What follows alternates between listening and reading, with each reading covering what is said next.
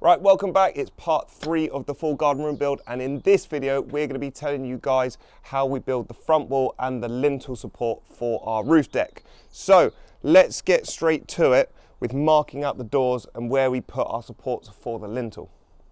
Let's get started then with the positioning of the doors. So the customer on this particular project wants the doors bang in the center of the room. So we've measured the front wall plate there, divided it into two, found the center point, and then we've just placed our 2-meter doors a measurement away from that. So they're coming up to here. If you look, this is where our door finishes.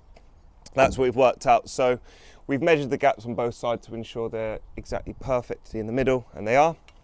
So then we're just going to do usual studs here. So we're going to do one stud at 400. Just going to chuck one there.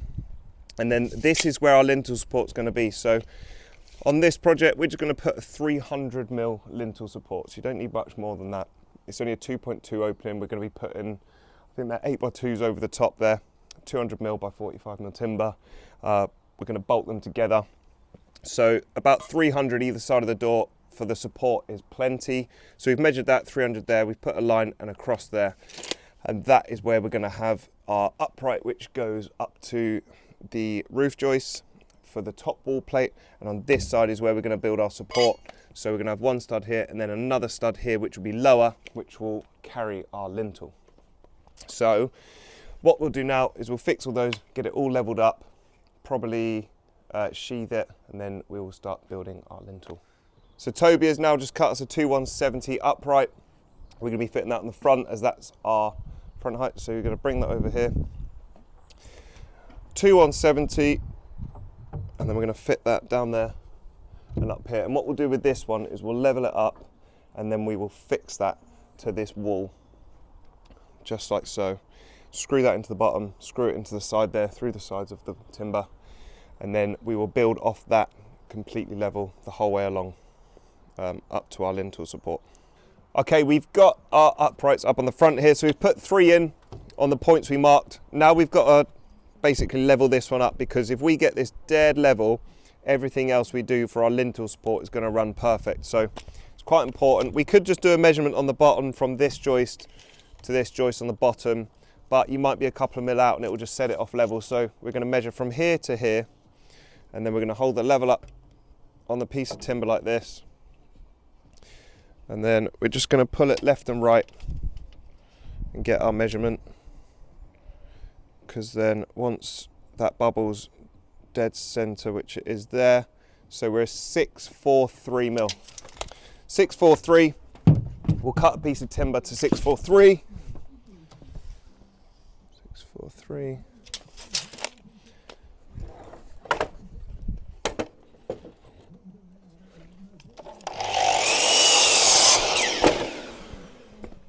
And then we'll double check it. So we're going to fix that. We're going to fix there, there, and there. And then we can manipulate this side. So that's dead flush with that. And that is bang in the center. So that's perfect. That's how we do that. Now we're going to start working on our lintel support. Right, our door cheeks are now fitted. So we've built those, put the tops. I've fitted a string line across the top so we can line those cheeks up together. What we'll do, once we've put our lintel supports in, we'll actually brace these walls because they're loose now. We'll brace them in line with that string line. That will keep them dead straight. Now we've got to determine the size of our lintel support. So we're going to go over here, measure our lintels. They are 197. So they say they're supposed to be 200, but they're always a bit different. One of these joists is actually it's actually 200mm on one end and 197 on the other. So we've got like a 3mm deviance there, which is going to be a bit annoying. But what we'll do to determine this size is we'll just measure down here and we'll go 197. So I'm just going to mark that there. And then to make life easier, I'll put my square on that mark and just put a line. So that's our lintel support height there. Now, because on top of our lintel support, we're going to have a 4x2. We'll take off, most of these are about 45. Yep, all of these are 45. So we're just going to measure 45 on the side here. You just come over so you can see that. 45mm, that's going to be there. Again, to make things straightforward, just put them up there. So that's going to be our 4x2 going across the lintel support. Now all we need to do is just determine what this length is here, and that is going to be a 1973. So it's actually 1972, 1972. So we'll go and cut a 1972. Here's one we prepared earlier. 1972. Put this down. Just trim that up. And this is the base of our lintel support. So we're going to fix that there. We'll fix this to this upright. We'll do another one here, get that up, and then we'll use the same method to get that dead level. So we'll have the next one like this, and then we'll put a tape from there to there, hold it with the level, get it right, and that will be our lintel cap. That is the wall cheeks completed and our lintel support. So as you can see here, we've done the same thing. We just put a support on top of it. So that will carry our lintel. Now what we're going to do is brace these walls in line with our string line. As you can see, if you come over here, Toby, and just aim at that string line, you can see the walls out of plumb there. But if we push it over, it's going to be there. And then that will be level on this side. Very important that you get these, the door aperture, because this is where the doors are going to sit in, bang on square with the timbers, get them all nice, and make sure you use nice bits of timber as well. If they're all twisted and stuff, when you fit your doors, it's going to be a problem. So that's important. So those are our measurements. Let's just go over them again, because this opening here, the door aperture, is going to be big enough for our 2-meter door. So they're 2 meters high.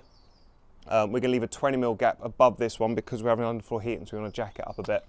But just so you've got the measurements, our lintel support uprights were 1972, and obviously our front wall uprights are 2170, and that allows for us to put our 8x2 on the top there, our 200 by 45 lintel. Now, we're going to fix those up, and then we're going to build our lintel. Now we are on to the lintel itself. So we've cut this to size. Can't remember what the measurement was now, but we've cut both ends completely level and flush with each other. We've trued them up. There's a bit of a bend in it, but what we're going to do is we're going to work off the bottom. So we're going to, as we go down, we're going to fix a bolt through here, do it up. We'll work down, manipulating each two like this, so they're level the whole way down the bottom. And what we'll do is we'll put an arrow here to say that's the bottom of the lintel, because that will be our door aperture. And then any sort of like discrepancies on the top, if it's higher or lower, we can just plane off, because one of these is 197 at one end, one's at 200. It's 3mm, it's not a lot. But when we're going along with our roof joist, if it's a bit higher, then it makes your cap and board on the front a bit unlevel. So if there's a bit of a discrepancy, we'll just plane it off. So you can do that. But it's only going to be 2 or 3mm, so you're not really going to see it. But we like to be perfect, so that's how we'll do it. We're going to start from this end because there's a bit more of a bow in that end, and I think it'll be easier to manipulate the 2 bits of timber. So we just level this up. Now we'll start with this Forstner bit just to make a big enough hole for the washer and the bolts to sit in. You can use a spade tip, but I don't have a larger one today, so we're going to have to use this tool. So we're going to start off by just cutting this. It's a bit aggressive, this tool, but put that down. That's just taking a nice chunk out there for us. And then what we'll do is we'll drill our hole through the centre. That pulls that out, and then we will just tap our bolt all the way through with the hammer.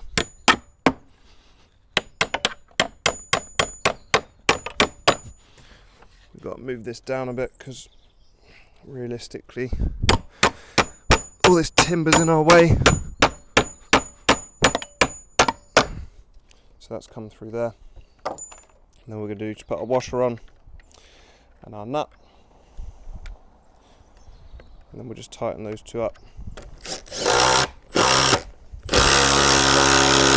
And what that does with the washer, if you come closer here, it pulls this close. When we angle grind, we'll just chop that bolt off. And if you look underneath, it's actually pulled this through. So when we put our OSB over the front and when we plasterboard, none of this is going to be on our way. Otherwise you'd have big nuts and stuff, you'd have to start angle grinding those off. So we're going to work our way down the joist, manipulating it as we go, putting it left to right, making sure this side is all flush and then we'll lift it up.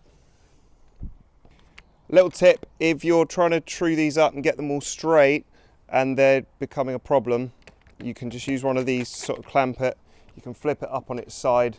So if one's higher, you can just lean it off like that. You put loads of weight on the end and then just clamp these up, and that will hold it tight while you then put it back down and drill through. So these little Irwin quick grips, very handy. Now we have got the bolts through. I'll show you. Just trim the ends off. So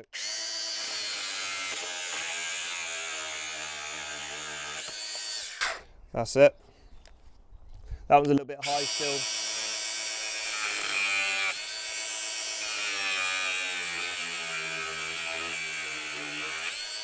So I was just using the safety goggles there by looking away. That's a good tip. But yeah, probably best to wear safety goggles on that. But that's how we do it, just flush them off. Doesn't matter if you cut through the bolt a little bit, it's not going to affect it at all. And that's now ready to go up once we've finished all these. And we will show you, once we've done that, how we're going to fix it all to the room. That's the lintel up. Now, we're just going to tap it back to get it all flush in line with this. So we're going to start from the bottom, because you can see it's popping out the top. If you come a bit closer, Toby, you'll be able to see. So it's pretty bang on here. So what we'll do is we'll fix the screw up into it from here. Right, that's holding that tight. Now you can see it's pulled out a little bit there. So we want to just push that together, and then we'll fix it like that. There we go. And that's all completely flush here. This one's just sticking out a wee bit, so we can manipulate. No, it doesn't actually need anything. That's pretty bang on. We could pull it a wee bit, but that's not going to move now because that's tight. So yeah, we've got a lintel support, and we don't really want to move that because it'll put that out of level. So we'll fix another one up, and we'll do a few more. So we'll do 1, 2, and then maybe we'll go in at the ends as well. We'll do that on the other side, and that really fixes it. If you pass the camera to me, I can show everyone what the top's looking like. So here's what I said about that sort of discrepancy. It's a few mil here. This one's dead flush, but this one here is a little bit higher. But it's only from about there. So it's about 300 mil. So you can just run the planer along that and trim it down if need be. But if you don't have one, the roof joist probably won't even touch that, thinking about it, because they're coming from the back at an angle up, and they'll sit, and they'll literally only sit on the first joist. This is why you bolt them together, because they'll sit like that, and they'll probably just miss this. So, but I might plane it off anyway. So that is the lintel fitted, and that is part 3 completed. So now what we will do is we'll just put some OSB sheathing on it.